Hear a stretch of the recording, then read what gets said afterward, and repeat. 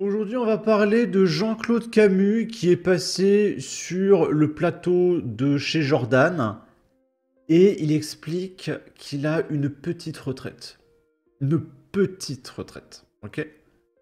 Il a 6 000 € par mois et c'est compliqué. Voilà, la vie avec seulement 6 000 € par mois. Moi, je sais pas ce que je ferais avec seulement 6 000 € par mois, d'accord? C'est très compliqué. J'ai envie d'ouvrir un Tipeee, voilà, pour le soutenir. On va l'écouter avec un petit filtre. Non, j'ai une petite retraite. Petite retraite de... J'ai une petite retraite, je saurais pas vous dire exactement, mais je dois avoir, je sais pas, 5 ou 6 000 € par mois. 5 ou 6 000 €, c'est une petite retraite, Jean-Claude Camus? Bah, c'est quand même, oui, c'est quand même une petite retraite.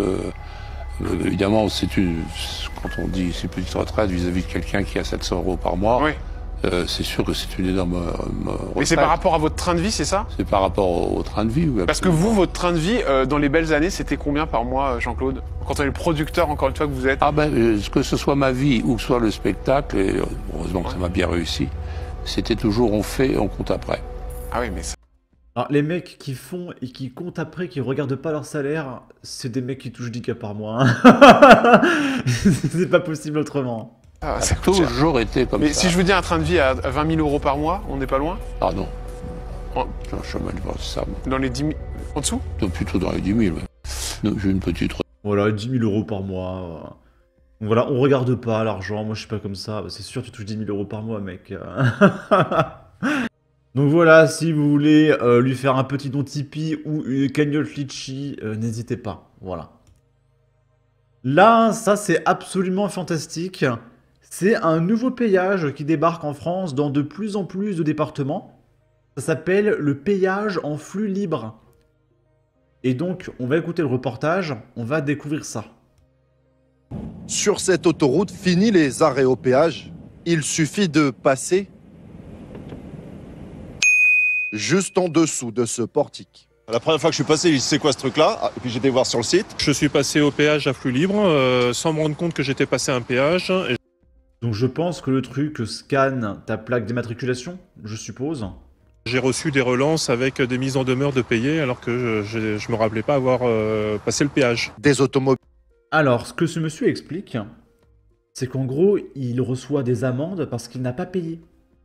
Parce qu'en fait, ce péage, il te prévient pas, tu remarques pas que tu payes, et tu es censé avoir 72 heures pour payer sur le site, qui a écrit ici sanef.com.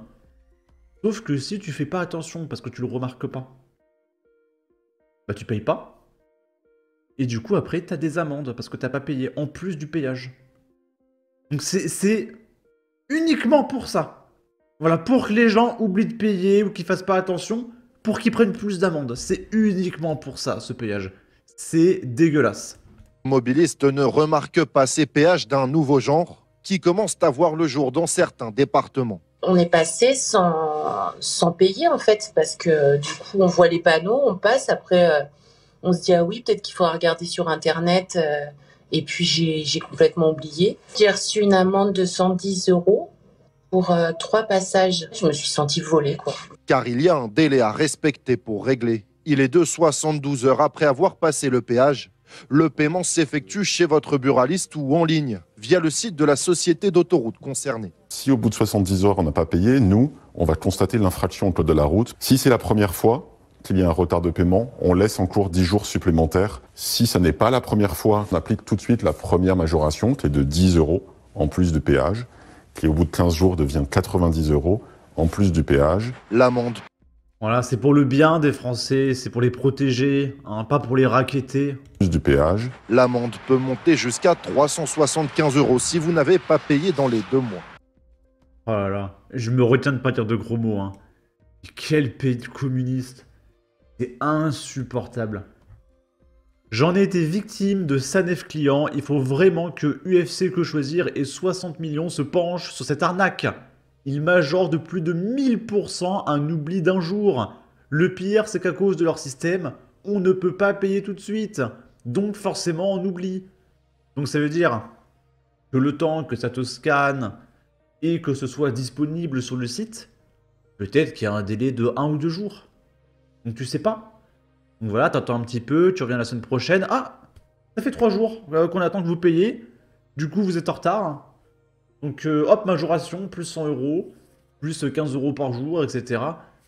C'est fait exprès. T'es censé te connecter tous les jours et vérifier vite, vite, je dois payer, je dois payer, je dois payer. Il faut remercier la Macronie, qui vote des lois sans en mesurer les conséquences. Et quand ça ne passe pas, elle le fait avec un gouvernement démissionnaire, qui a signé sous Attal plus de 1300 décrets et arrêté. Un seul conseil, évitez les autoroutes. Prenez plus de temps et passez sur les nationales. Ça revient moins cher en frais, ça consomme moins d'essence et c'est plus agréable. 15 jours devient... Et puis imaginez, un touriste, il parle pas français. Le touriste, comment il sait là, il y a écrit payez votre péage, etc. Il sait pas lire. Donc le touriste, il va là, il est pas au courant. Tout est étudié pour t'arnaquer. C'est absolument scandaleux.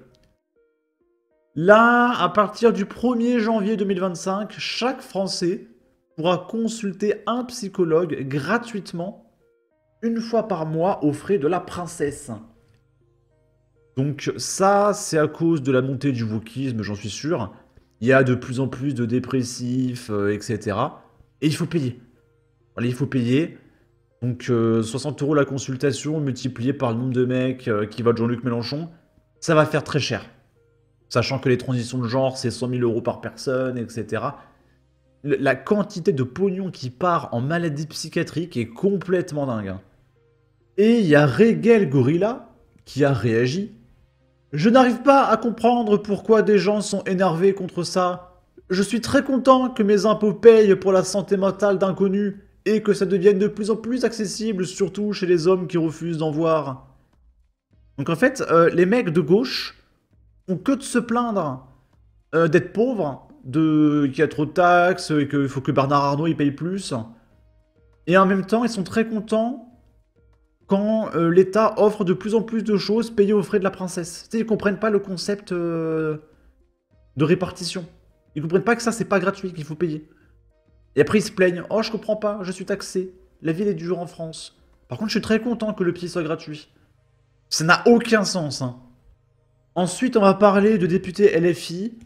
Donc, c'est Idir Boumertit et Abdelkader Lamar. Donc, ils ont fait passer cette loi.